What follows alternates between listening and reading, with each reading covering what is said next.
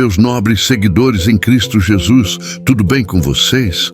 Todos estão bem e saudáveis? Acredito que sim. Que tal você vir comigo em mais uma aventura aérea? Bora, bebê!